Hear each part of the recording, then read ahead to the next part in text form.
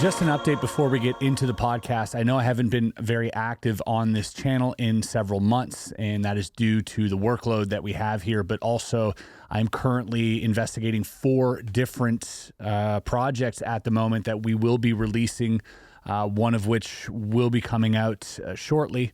I will keep you guys posted on that. Secondly, if you want to support this channel, we now have merch available at first.shop. We are launching the Area 52 patch, as well as the pin and this t-shirt, Ingo We Trust. So for those of you familiar with the first investigation that we've done, you'll know what that means. So check that out at first.shop. Lastly, I want to say I will be uploading more frequently on this channel, and I'm going to try and get out at least monthly videos, if not podcasts, that will come out bi-monthly. One thing that really helps, especially if you're an audio listener, is going to whatever audio platform you listen to this podcast on and give it a 5-star rating. The more people who do that, the better this podcast will do in the ratings, and obviously the more attention I can put onto Area 52. So again, the better this channel does, the more attention it will receive from us here. So if you guys do want to encourage us, but you don't want to sign up to Patreon or buy the merch or any of that, well, something that you can do that is totally free is head over to whatever platform you're listening to this on, whether it's iTunes or Spotify, and leave us a really good rating. That actually helps us quite a bit. So thank you. Sorry for the long delay, and enjoy the podcast. Ladies and gentlemen, welcome back to Debriefed. Today on Debriefed, I have my esteemed guest here. This is Luigi Venditelli.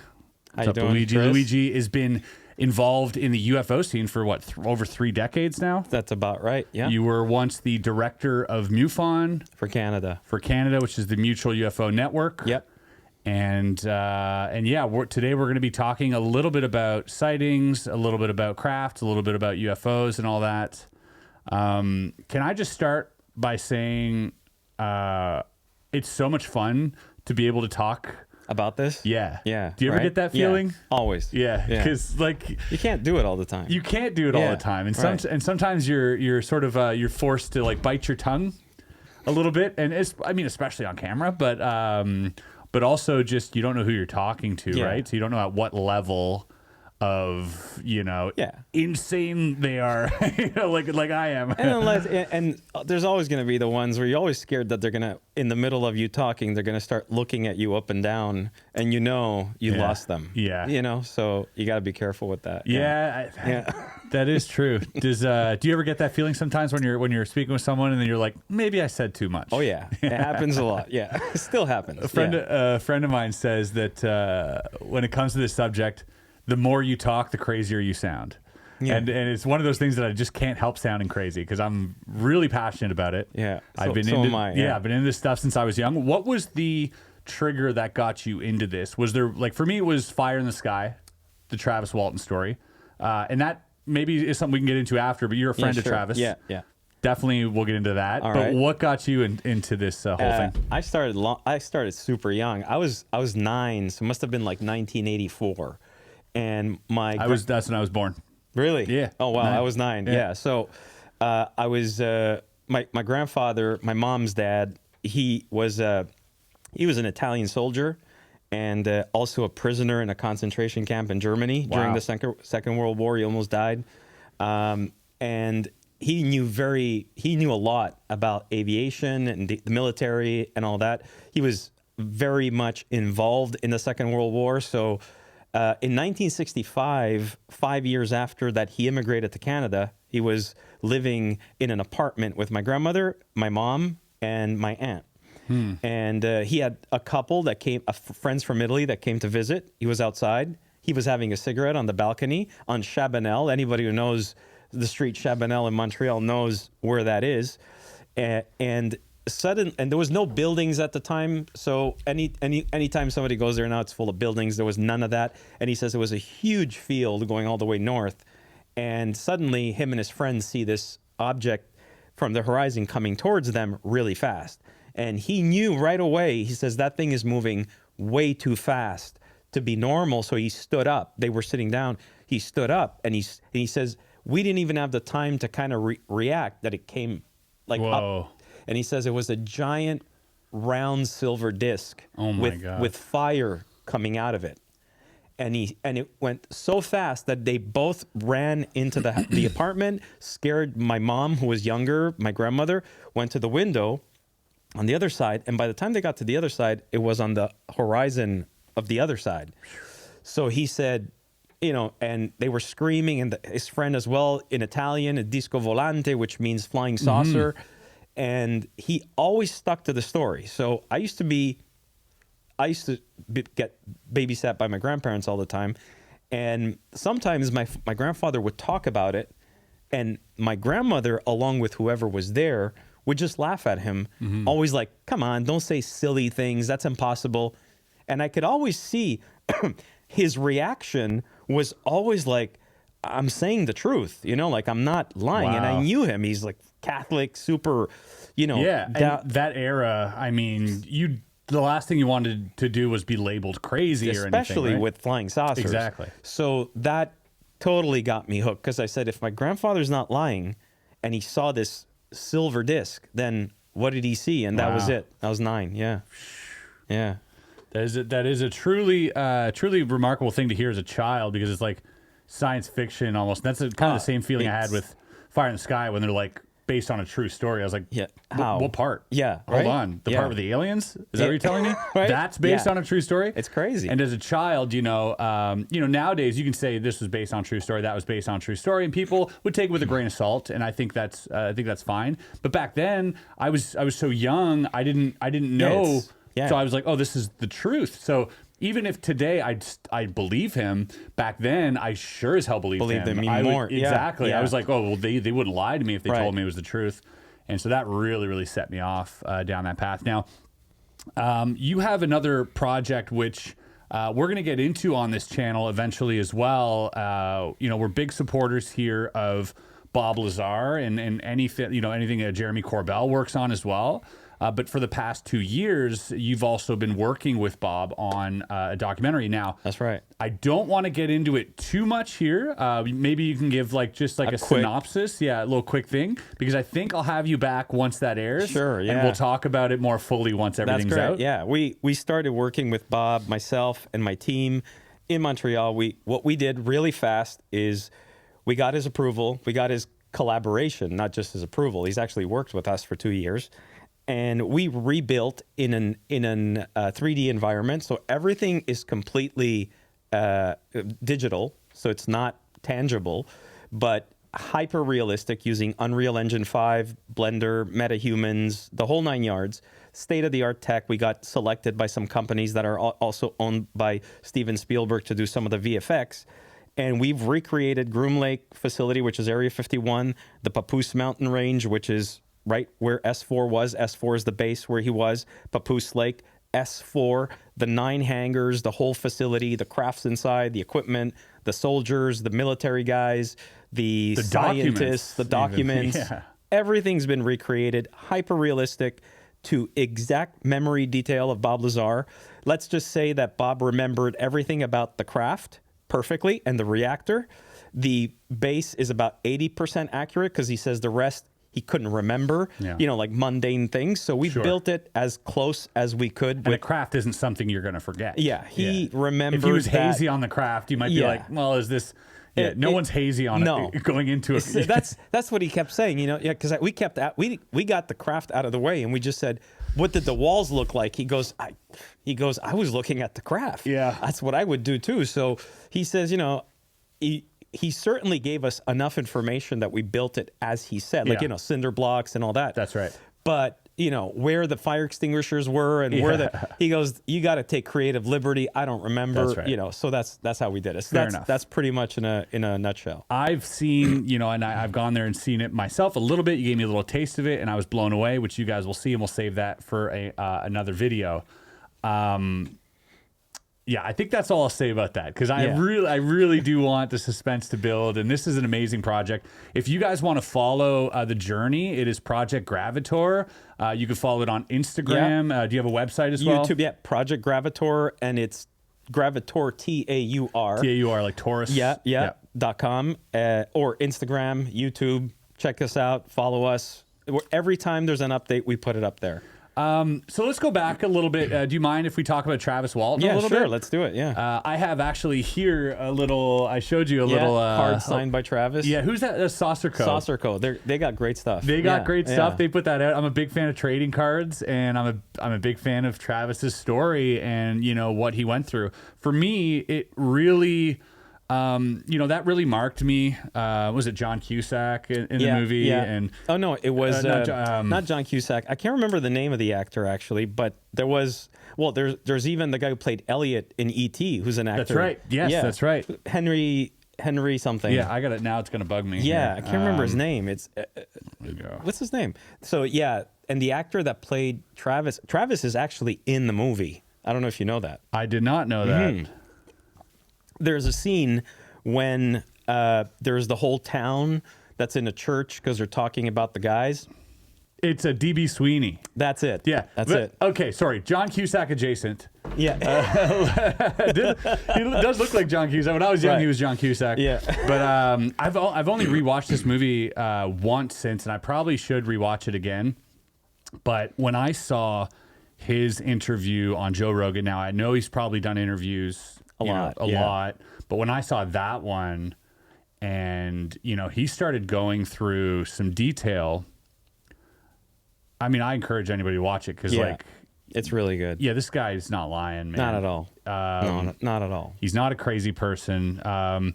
Because you've met the people that were involved with this, could you talk to us a little bit about that? Sure. Yeah. Well, I mean, the first person I met was Travis. Mm-hmm. I got to meet Travis in 2015, if I remember correctly. The guy is one of the nicest people you'll ever meet. He's a very down-to-earth guy, very well-spoken, very, very intelligent guy. He doesn't like attention very much, which is something that I think is also a good characteristic. And he's obviously been affected by whatever happened to him in 1975, because I still felt that trauma. There is some trauma there. Yeah. I think in the interview that comes across as well. And I think there's more trauma than he shows because, he's got to keep his composure. But I could tell that he's very affected by whatever happened. Whatever is in the movie, though, is really important to make a note that it's fiction. Yeah, it's based on a real story that is a lot more interesting than what the movie shows, believe it or not. And I was kind of disappointed, and so was Travis, that Hollywood took that direction, because what you see in the movie is these very mean gray aliens, putting him on a table and instruments, very, very. Besides the fact that has happened to other people, is not related to the Travis story. Scared the shit out of me, though, right? As a kid. Yeah, me too, actually, because I remember that. It's like, I don't like aliens now. But what's the most important thing to remember is that Travis saw two different types of beings when he got abducted, when that happened to him, which were these beings that were big heads, big eyes. Yeah. And they were not black eyes. They had normal looking eyes, brown eyes. And he remembered that when they blinked, he says it looked like window shutters, like a lizard almost. Yeah, like how big it was when it was, He says so he said they had pupils? They had pupils. Because that's something that's also, I don't know if you saw, there was something, and we'll come back to, this is a bit of a tangent, but on Reddit, there was a few months ago someone who claimed that they worked on one of these bodies, one of these grays, and that they took out a film or something. They took off the film from the eye, and they said it was it was used to protect them, and they had a coating on their skin as well, this greasy coating that protected them. Yeah, but bit of a tangent. I mean, there. I've heard of it, and that's very possible. Yeah. I mean, it's very likely. Who knows? If you were lying about the grays, you wouldn't say, "Oh, they don't have black eyes." Yeah, because that's what. Because the story was. Yeah. Anyways. Exactly. And they were wearing these orange jumpsuits that were really tight fitting. And he woke up. He was in horrible pain on his chest. Yeah. And he had this contraption on his chest. Jumped up. He sees three of them, gets really scared. He grabs something on a table and tries to to protect themselves. They walk Some out type of of this pipe or tube, It was like right? a clear, Like a rod or something, and he's trying to scare them away, which he did. They did that to him. They turned around and went out this room where there was a stable. They went to the right. He followed, but went to the left, and he says it was such a small corridor that was going round, gets into a room. There's a seat in the middle. As he walks into the room, the whole room, it's like a dome, becomes completely transparent, and you could see stars. And he sits in the seat, and there's a control on the left side. He touches something, and he sees the stars kind of moving, like as if like he must have moved whatever, something happened. And he says it made him dizzy, and he looked behind, and there was a man, a human-looking man, like a tall, blonde-haired, muscular man in a blue jumpsuit. This sounds like real sci-fi. Yeah. Yeah. And that he thought it was the army, somebody from the military saving him. Right. So that's the first. And he says he had like a glass, like almost like an aquarium. fishbowl. Yeah, fishbowl, you know, with it just. And he goes, he went right up to the guy and he says, you know, help me. Where are we? What's going on? And the guy didn't answer him, just looked at him. And I remember asking Travis, I think it was the last time I saw him, we went into great detail about that. Oh my gosh. And I said, when you went up to him and you looked at him straight in the eyes, and you could tell when I was asking him the question that he kind of like, the dread started coming into him. You could feel the dread. You could tell that this really messed with him. God, it's terrifying. And I said, do you think maybe it was just human? Yeah, I remember. And he just looked at me and he goes, no. He goes, the eyes. He knew. He says, there's something about their eyes that wasn't like our eyes. So he saw these, and subsequently this person brought him outside of this craft. He was in this big hangar. There was a whole bunch of those flying objects, but they were parked there.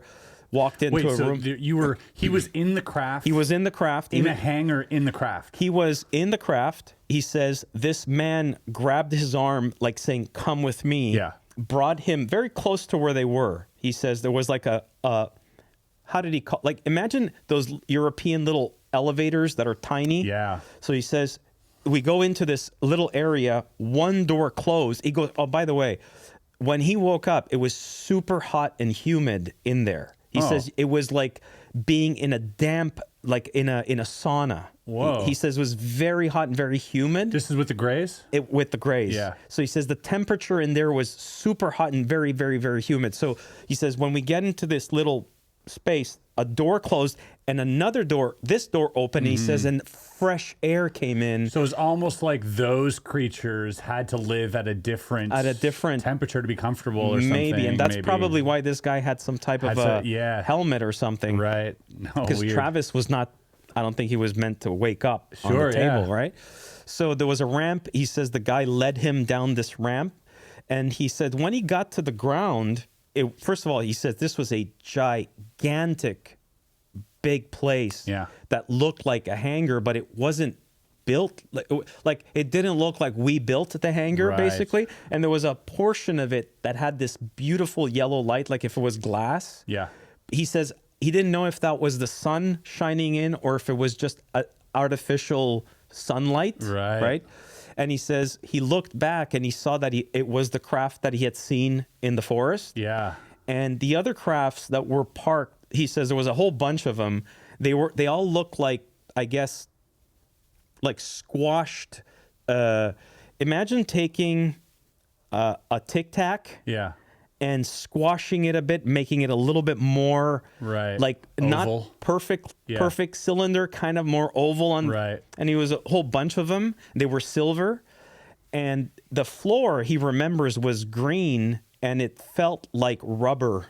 And he says, keep in mind, this is 1975. So this is not stuff that we had much of at the time. Anyway, this person led him into through this place. So they walked and there was two doors that automatically opened like we would have, or, you know, two doors opening when you go into a grocery store. Trek. Yeah. Or even grocery. I mean, you walk into, you know, Loblaws, it'll just open like that. And he says, and there was a smaller hallway. They walked into another room. And when he went into that room, there was a woman and a man, again, very tall, blonde, and very muscular. The woman said she was drop dead gorgeous. The men were super built. How tall? He's 6'2". Yeah. And he said that for they him to were. say they're tall. He's a tall gentleman. He's 6'2", and he said they were definitely taller than he was. So 6'7", maybe 6'5". Not as much. No, or? He said probably 6'3", 6'4". Yeah. He goes not much taller, but taller than him. And Nordic looking. Very Nordic looking, very muscular, wearing a blue jumpsuit. He says as soon as he walked in, the guy that had brought him there left the room. He went through another door and left, and the two that were there immediately grabbed onto him. There was a chair, and he started fighting them. He says, I didn't want that. He says, I was a strong guy back then. He's lumberjack. Yeah. He says, there was nothing I could do. They were so strong. Mm-hmm. He says, they just put me down on this chair, and all he remembers is the woman took this wireless apparatus, put it over his mouth, and he was out. He was out. And woke up. When he did come to, he was on the road. Saw the craft. Naked. Yeah. On his stomach. And he just remembers looking up, and the craft was right above him. And he says it just shot up. And he says, and the trees that were there went like a vacuum, I guess. Yeah. Which is interesting because a lot of times trees don't move like that. Yeah. So it's interesting that he remembered that. He remembered that. Yeah. Wow, even the idea of him being on a mothership of some type. Right, yeah. And, just that visual of, there's like a control center, and there's like, that just makes it so real. It makes it feel so real to me. And that's a wild thing to leave out of the movie, by the way. That's what I always said. Maybe it just didn't make for like the perfect Hollywood story, I guess. Because you're like, what a weird tangent. Human looking. That's right, with fish bowls over their head. Yeah, you're like this that just looks weird. Yeah, it sounds like Mars Attacks or something. Right? Yeah. They needed to make it more like dramatic and make the aliens mean or whatever. But to this day, he's still affected by this clearly. So, whether you're out there thinking, well, it could have just been this or this man, regardless of what anyone says, is clearly still affected by this. Oh, yeah. And it has consumed his entire life. Oh, absolutely. It has, to an extent, ruined his life because he was a lumberjack and now is no longer a lumberjack. That's right. You can't go back to lumberjacking. Yeah. You can't go back on something like that. And then you met his brother and friends, I believe. Myself. Yeah. Have you met his brothers? No, I met two of the other people. Two of the other witnesses. The witnesses that were there. Yes. Mike Rogers, and I cannot remember the name of the other guy. If you give me the names, I'll tell you which one. And we've communicated. Very credible.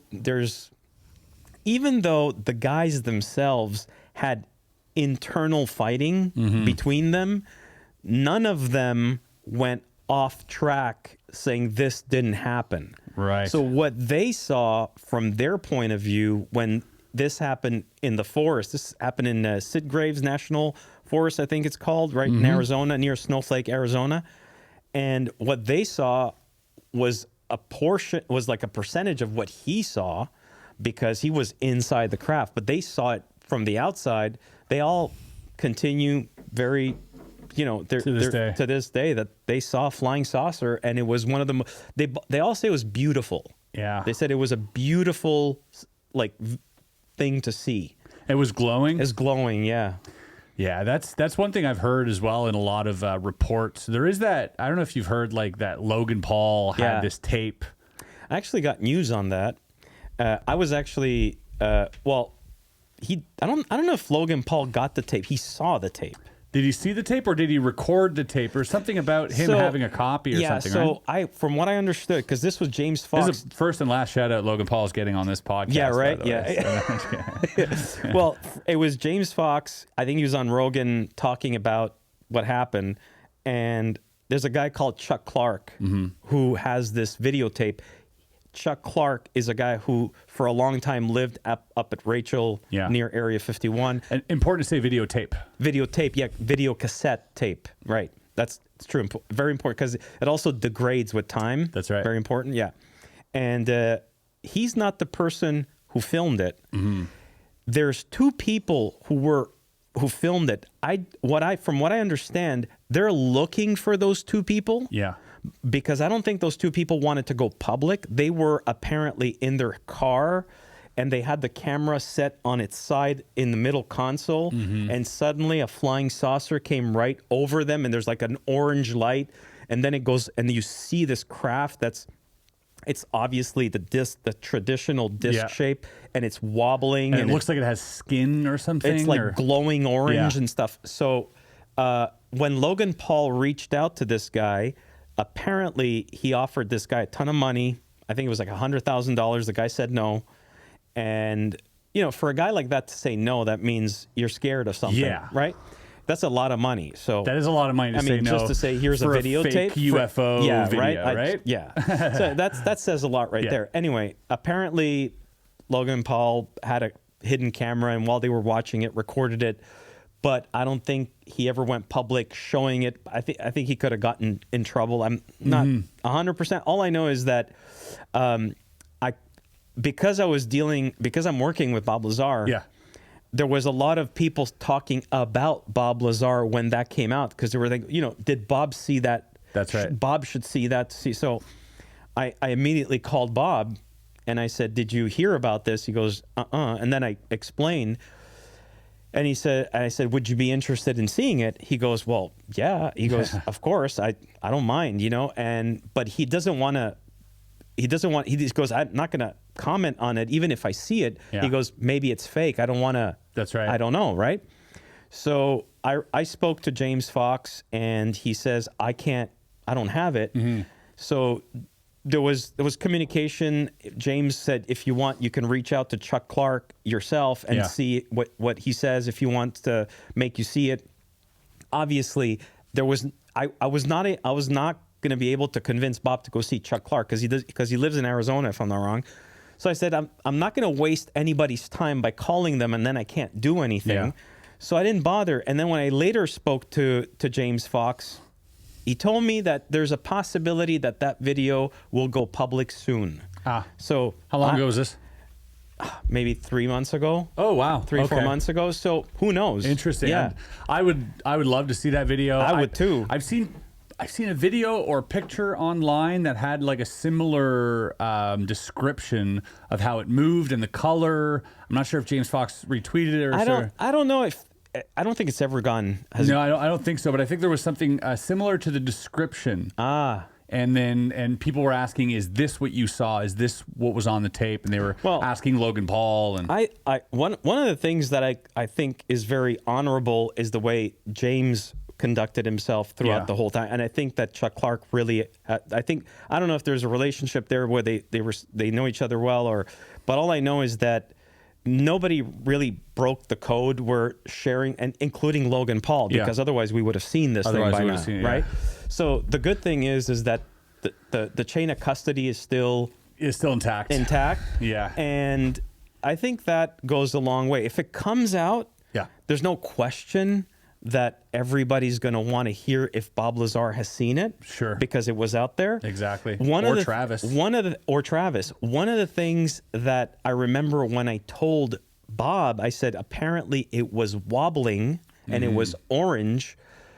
Bob said, well, that's interesting because that's what it does. Out of all the cases, you got Bob Lazar, we got Travis Walton, but then there are like some other really important cases in the UFO business. One being the Ariel School. So the Ariel incident happened back September 16th, 1994, in a place called Rua in Zimbabwe, South Africa, and it was around 10:15 a.m. It was a primary school where there's a whole bunch of kids studying there.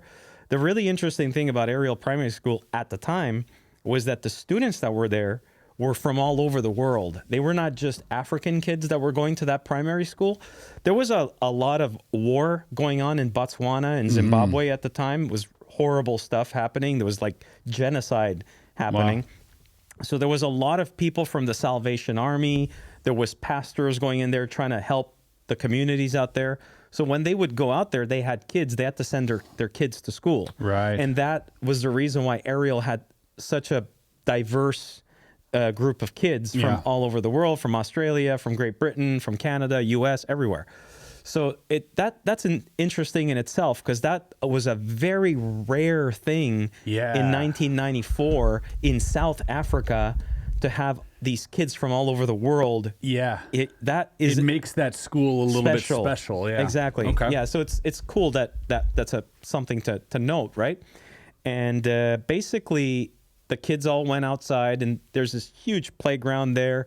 They're playing. There's what the teachers or the people who built the school grounds did is there's the school, and there's this huge field, and they made a perimeter out of wood, like tree trunks. So they would take trees, cut them down, and they would throw the tree trunks down, and it was like the wood, the wood barrier, so the tree trunk barrier. So the kids knew not to play outside of the perimeter of where, the logs. They called them the logs, right? So suddenly they're playing, and they hear the super high-pitched sound. They see a flash. Not all the kids saw this, but the kids heard this.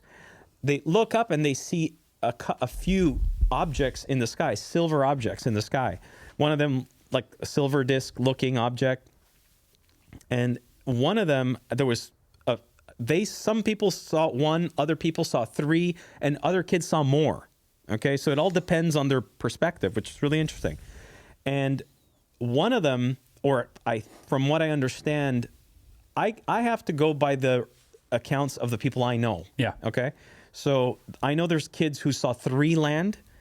The people I spoke to, they saw one. Mm-hmm. Okay, and they saw it clearly. And it landed, and there's two beings that came out of it.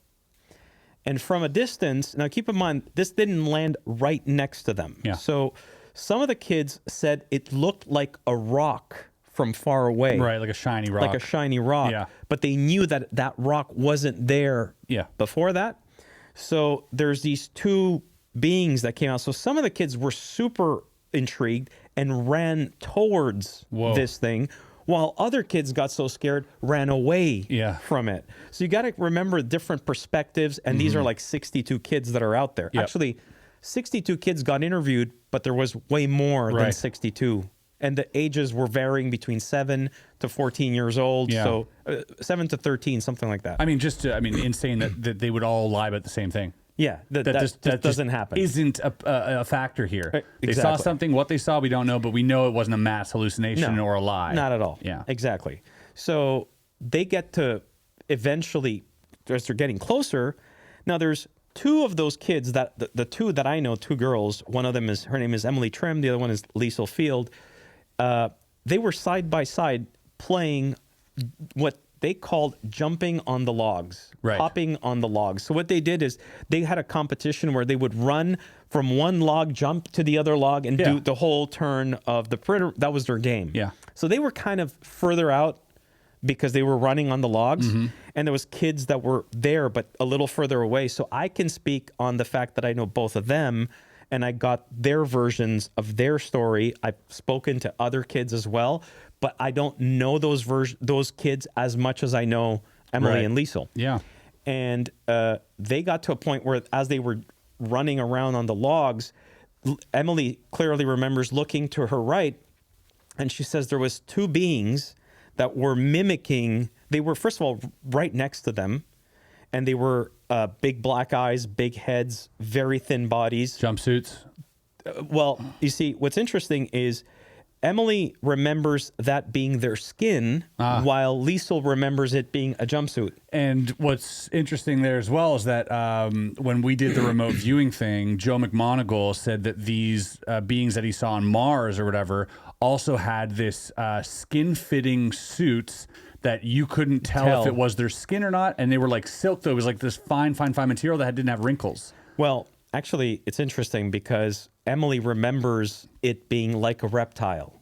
Oh. So she scales. Clearly remembers. She says not only does she remember the body, it was black. By the way, they were wearing black. Yeah. If it was a skin suit, if it was a suit, it was black. And if it was their skin, it was black. Right. But Liesl remembers the face being white. Okay, which is very interesting. Yeah. But wearing a black jumpsuit. Yeah.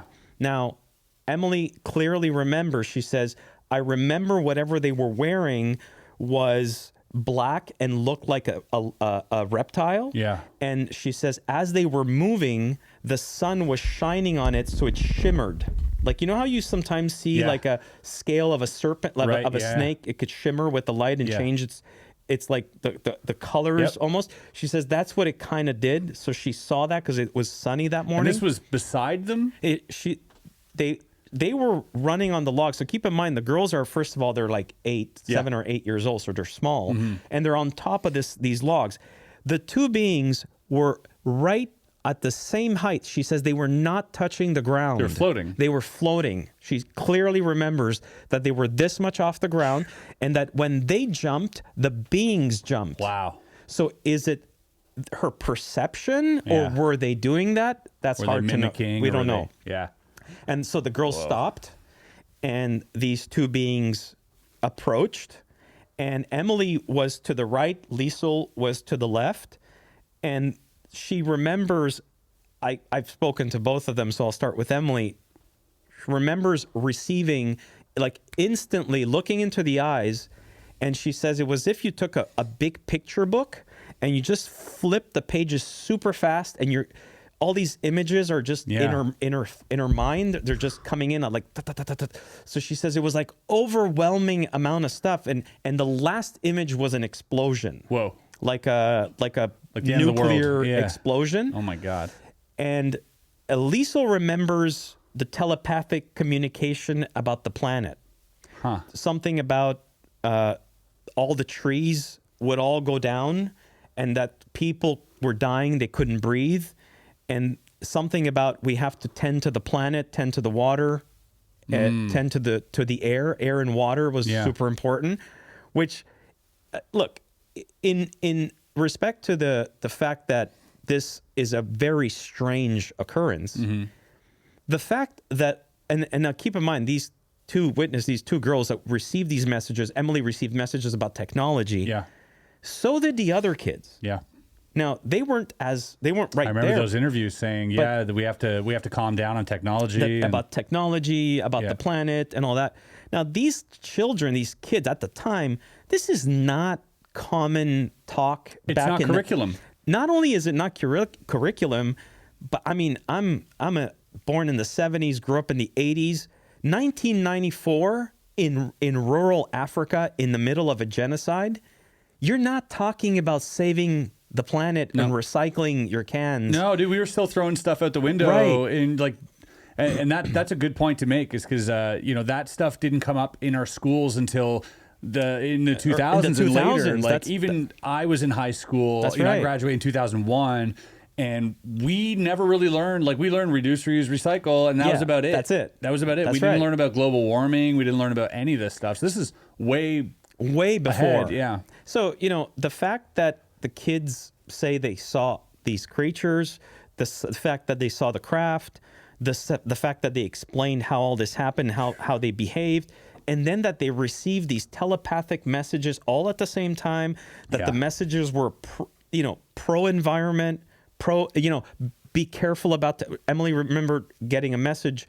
She says there's a good way of using technology, there's a bad way of using technology, you could do better. That's the message she got. Wow. So think about that. As you're 8 years old, why would you think that? Why would that be, you know? Are you Greta Thunberg? What's going on? It's crazy. There's Emma, who is also, she's in you see Emma a lot in Encounters on Netflix. You can watch that, where when she was a little girl, she's interviewed and she's saying we shouldn't get too technologed, which is an interesting term from a child. You shouldn't get too technologed, which means we have to be careful about technology. Why would beings approach children, and why would kids? First of all, man, if these kids made this up, they're the best I've ever seen. I mean, there's just no way. No, I remember seeing this, and even the drawings that all these children were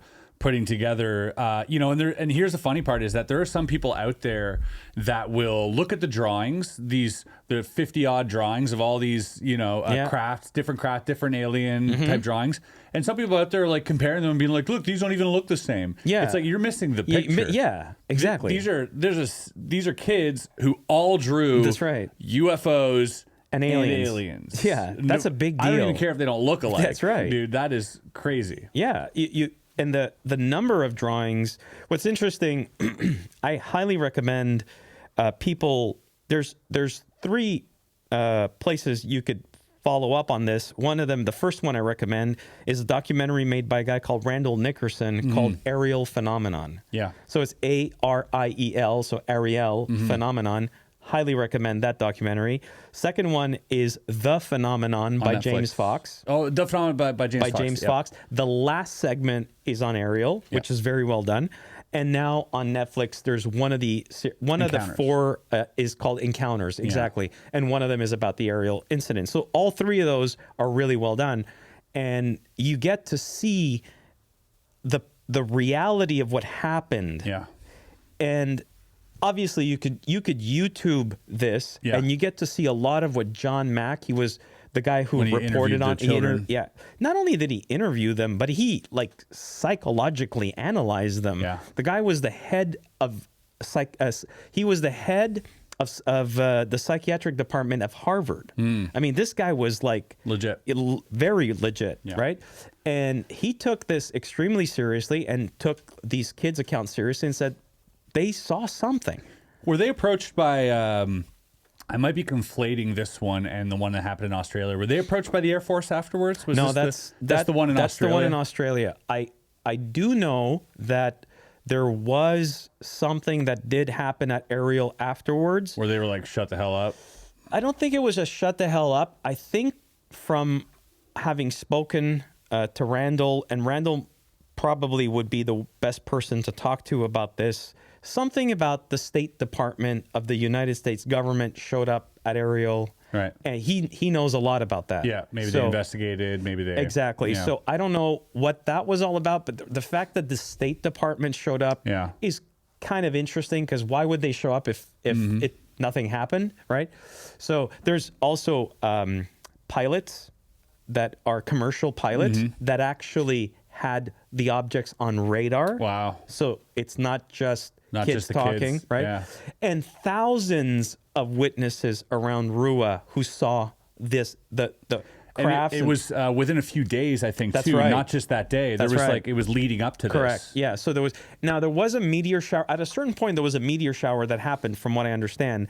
So there's this like crossover where there was a meteor shower and then there was actual sightings. So you could just imagine back then, where this was completely insane to talk about this. As soon as you hear, oh, there was a meteor shower, well, it's just a meteor shower. Of course. You know what I mean? But it wasn't. Yeah. There's something else happened. Yeah, so clearly a meteor shower doesn't land and there's no ship. people that come. Yeah, that's the whole thing. That's the difference. In case you're wondering out there. Actually, one of the things I want to say is when I first asked Emily about it, and just what she said says a lot about how a kid thinks, and it made me realize it's true. I would have probably thought the same thing. She says, when I first saw them to my right, she goes, I was trying to figure out what kind of animal that was. Right. Which you're not human, so... Which makes sense, because you're not thinking this is an alien. Yeah. You're thinking, oh my God, is that an animal? Like, so that's important. Because that's exactly what went through her mind. The first thing the kids thought wasn't, oh my God, an alien. No. They were like, what kind of animal is that? Startled by just something different. And then I think, probably like sitting down with that idea for a few minutes, that's probably where their minds started like coming together and being like, oh my God. Yeah. Yeah. I mean, they're standing, they're floating. They're, That's one of the most credible instances of a mass sighting that's ever existed in modern history. Absolutely. That we've documented. I think the only thing that we're missing from that is actual footage of all that happening. But aside from that, like you said, there's pilots who picked it up. There's people around town who've seen it. Yeah. And I think with back then too, what was really tough to deal with was You had skeptical parents. Oh, big time. And that was traumatizing. That might have been like the biggest detriment to this whole story, from what I can gather, is the parents being like, "Shut up, you'll sound crazy." Yeah. You didn't see that. Well, that's And the teachers said it, the parents said it, and so they're all making these children think that they hallucinated this, and now these kids think they're crazy a little bit because they're like, "Well, I did see it, so I guess it's my brain." Yeah. That's probably the most unfortunate thing to happen. It was like if you see all these documentaries and you read about all this, the kids went through like some really rough. It was rough. Yeah. It's because they were told to shut up about it instantly, and not like, from like some government cover-up. No, side, it was like from their like, parents, from the teachers. It's like you had to go back to school and just go in the classroom and keep. Imagine going to school the next day. Oh my I mean, God. it's like, and pretend none of this happened. Yeah. I know that, Emily comes from a very religious background. Yeah. Her parents are both pastors. This was not easy for her because in the house or in her family unit, and her brother was also a witness, by the way. He was there, and he was an older kid. He was certainly there, very affected by this. Yeah. Very affected. He's actually never talked publicly about this and doesn't want to, which I respect enormously. He was actually more traumatized than Emily was, according to what I understand. Because he could process it more. He was at his older. age. That's right. Yeah. Wow. And so the fact that this reality was not being accepted in the household was a secondary trauma, because it's like you saw that, and then the people you rely on the most are telling you, no, this didn't happen. You're lying. Yeah. Oh my gosh. Yeah. That is, especially as a child, that's got to be really hard to hear. So. That's right. Yeah. Yeah, that's and the whole religion thing. And here's what's really interesting about the time we're living in now, because more and more, if you look back into the history books, because there are sightings that date hundreds of years ago, and a lot of times these sightings are chalked up to be some type of religious intervention or some chariots of fire or God descending on us or whatever it is. And so if you read the context of a lot of there's chariots of the God, if you read into a lot of those things, Von Daniken, it really puts in perspective, hey, change angels and demons into just extraterrestrial, change this chariot of fire, or this angel of fire descending into a light in the sky, not even on fire, just a light, right? Because that's how they would have described it. That's right. And the closer we get to modern times, I think now the conversation of UFOs and extraterrestrials are jumping more from these demons into ETs and whatnot. Because if you look at what happened in Virginia, that's interesting. In Brazil as well.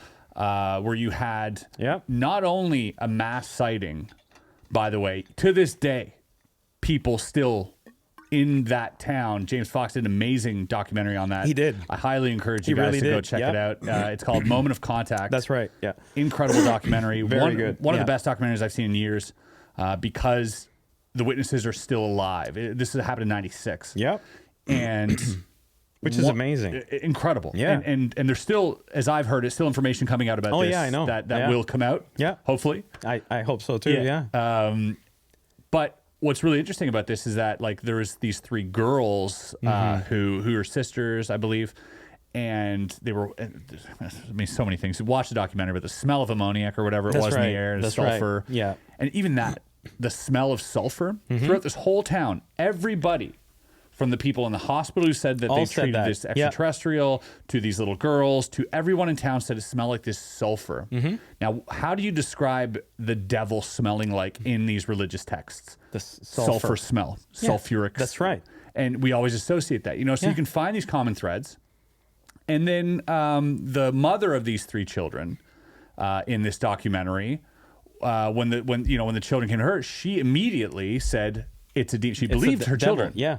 She believed that her children saw this creature, but with her background, she was like, "This is a demon. This is a devil creature." She didn't jump to extraterrestrial. That's right. Because that's what they know. Yeah. I mean, it's kind of it is completely logical, especially like a place like Brazil, where the religious people are very religious as well. So the concept of an extraterrestrial is so far-fetched that although a devil is far-fetched, not as far-fetched as an extraterrestrial, which blows my mind, by the way. That's reality to them. Right. It's just a matter of time before you see a devil or a demon or something. Like it's very much a reality. One of the things about Virginia, which I find really interesting, is the fact that, and I really hope that either James Fox or whoever's doing the research there's apparently a video of the creature in a hospital or something on a table. Because that's what they described. One of the guards described had a camera that when he was doing I believe the X-ray. Right. They brought in this tiny body bag. That's right. Yeah. And he wasn't allowed to look at the X-ray. That's right. Yeah. Which is the first time that's ever happened. The army shooed him out of the room. They did the X-ray. They collected the X-rays. That's right. And there was guys with guns, and there was a guy in there with this giant camera. Yeah, sort of camera recording instrument. For sure, they have that. So they have footage. There's footage out there apparently. Now, remember also that there was 2 people that showed up to see the mother of these 3 girls and try to offered pay them them money. off. Yeah, and she obviously said no. And when they went out, she looked and they were gone. No license plate. No, nothing, which is interesting.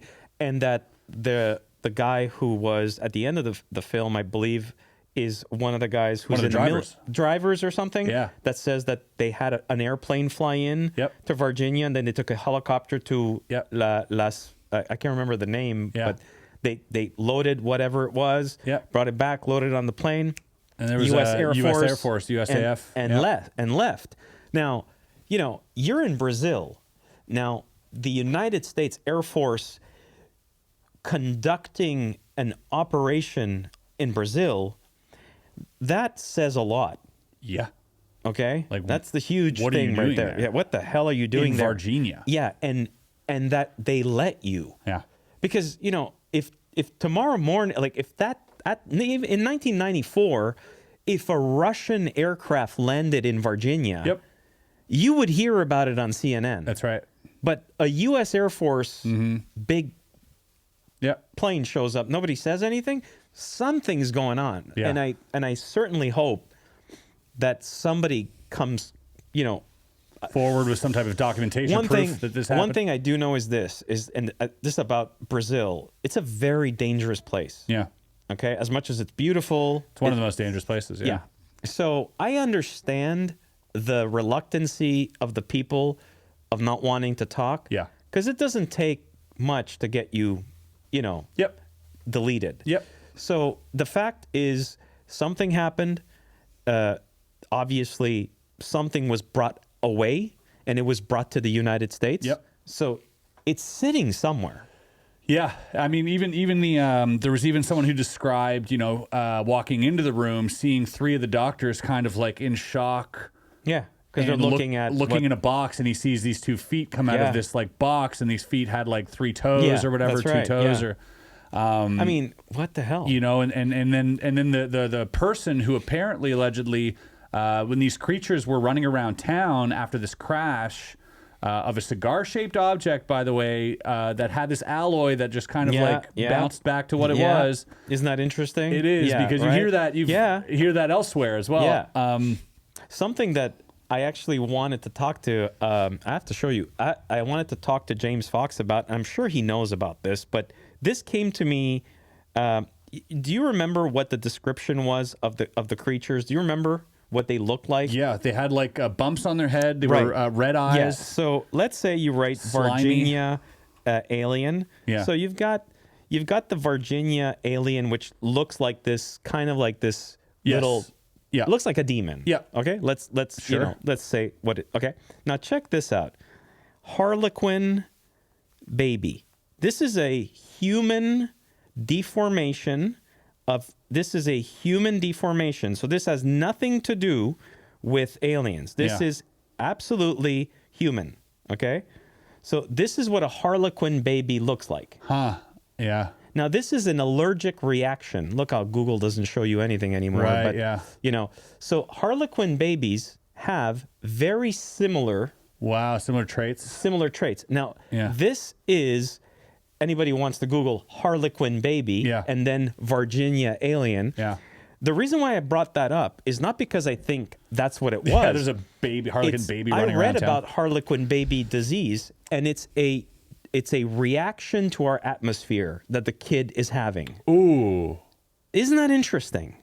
That is very interesting. Okay. Because this creature apparently felt like it was in danger too. So maybe there is a reaction to the creature from our atmosphere. And that would make sense because when the officer who inevitably died from picking up this, touched it, and there was like there was oily filament slime on it or whatever, and he brought it into the hospital. That's right.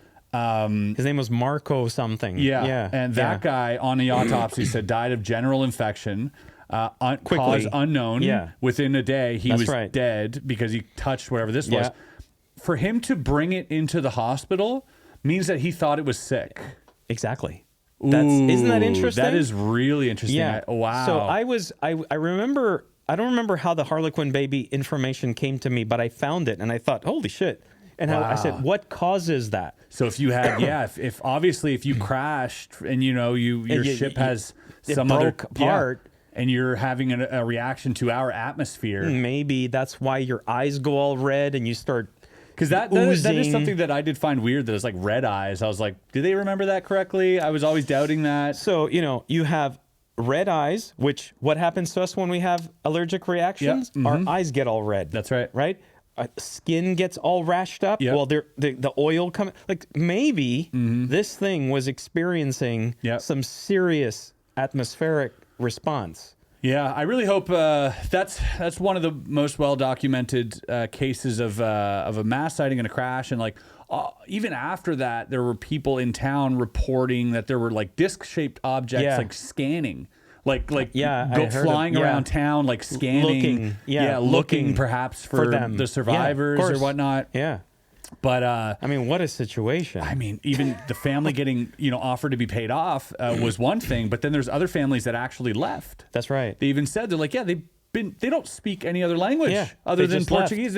They up and left. They're locals who didn't say bye and who just lived somewhere else because what they were offered, this family was a whole new life. Here's a bunch of money. You can't spend it here. Yeah, that's what they were told. It's really interesting. So Virginia to me is I remember when I had found out about it, I was super happy that James Fox was working on something like that because the guy does amazing work.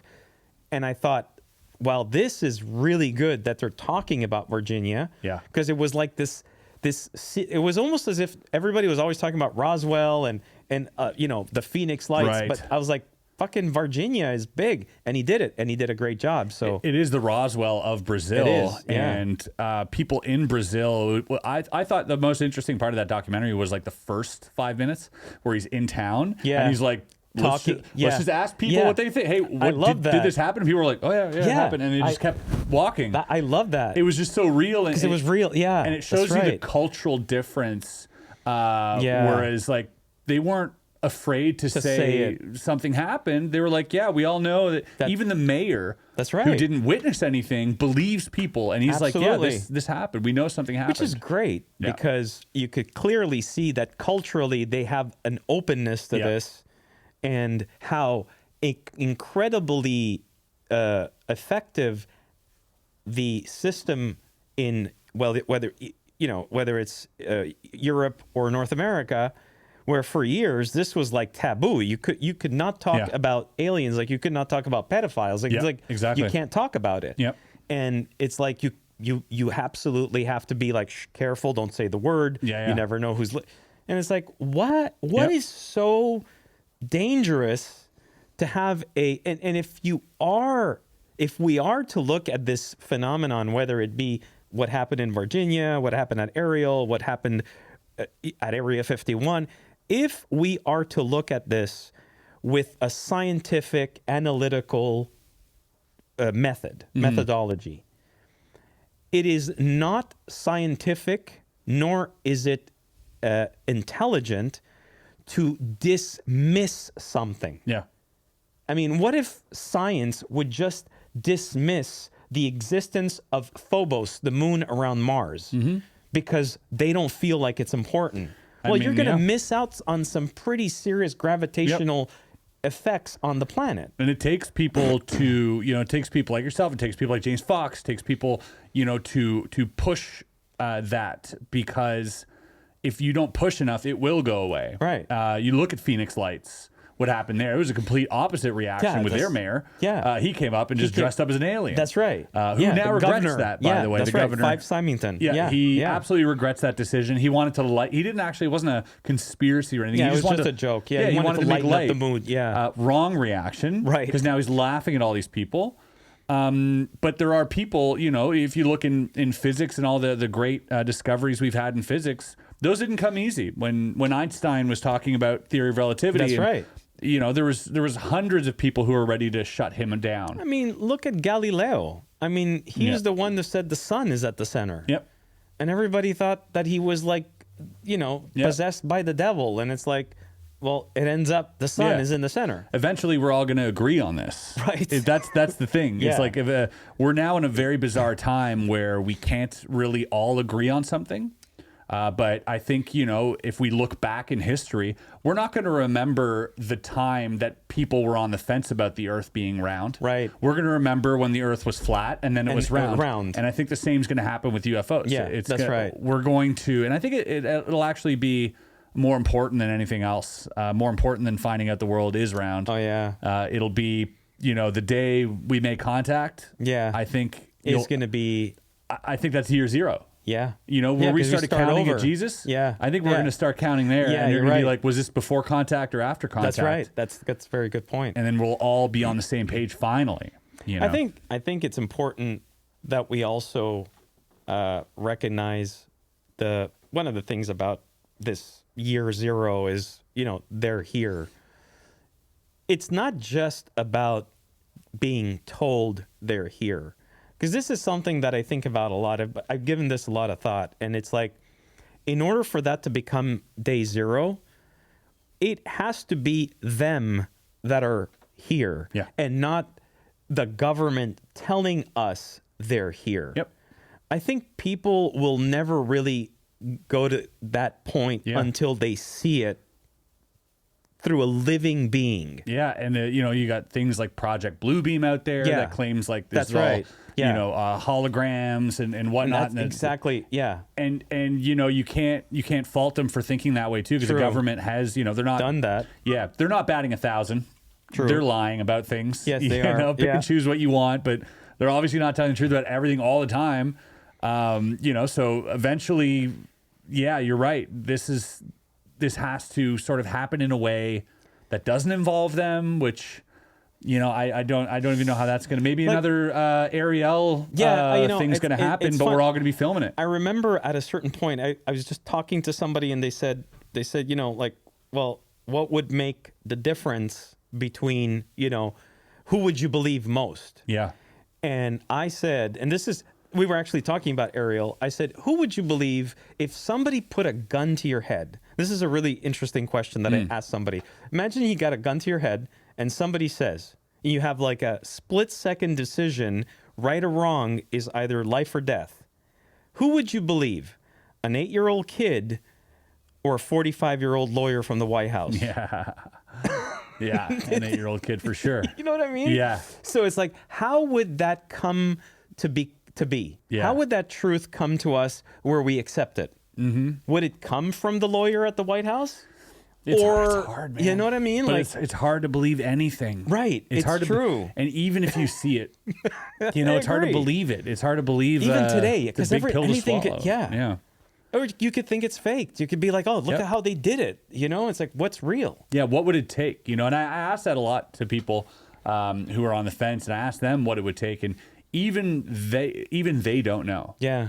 For people who think like, no, this isn't real, like what would it take to convince you? They don't know, because they also know that, if the government told us, or imagine if they showed up, I'm like, okay, what kind of VFX is this? The only thing that I can say is if I base myself on what the kids experienced at Ariel in '94, all I can say is it's emotional.